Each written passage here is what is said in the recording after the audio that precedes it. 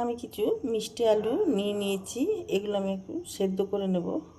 তারপর তোমাদের দেখাচ্ছি আমি কি করি এগুলো দিয়ে। দেখো আলুগুলো সেদ্ধ হয়ে গেছে, আমি ঢাকাটা খুললাম। এর মধ্যে থেকে আমি একটা আলু তুলে নেব। 3টে সিটি দিয়ে নিয়েছি, 3টে। আমার এখন একটা আলুরই দরকার, মানে এটা দিয়ে আমি কিছু করবো। এটাকে ঠান্ডা হতে দেব, ঠান্ডা করেও নেব আমি এটাকে ঠান্ডা জল দিয়ে খোসা ছাড়িয়ে। তারপরে তোমাদের দেখাচ্ছি। দেখো আমি 2টো আলু নিয়েছি, একটা আলু অনেকটাই কম হচ্ছিল, সেই জন্য 2টো আলু নিয়ে নিয়েছি। নিয়ে এবার আমি মিক্সির মধ্যে দিয়ে দেবো। দিয়ে এর সাথে আমি দেব দুধ। এটা একটা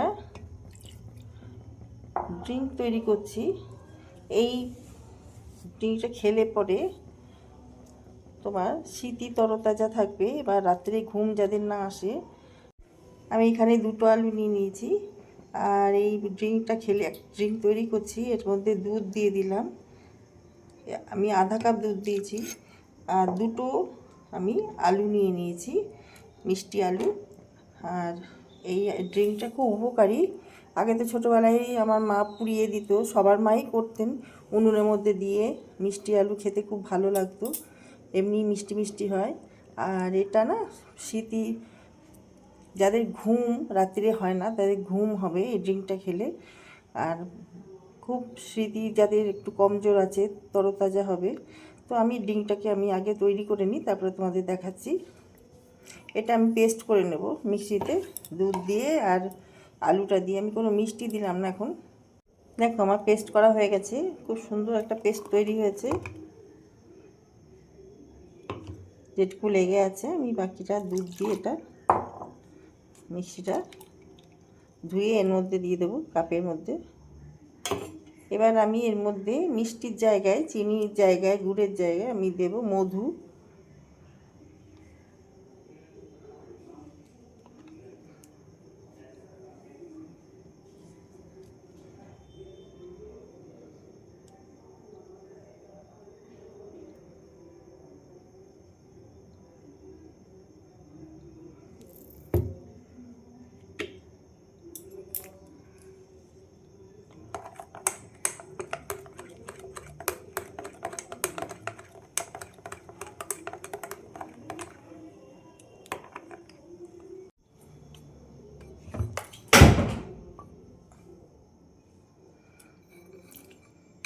এর ওপর দিয়ে আমি কিছু বাদাম ছড়িয়ে দিলাম, আমন্ড।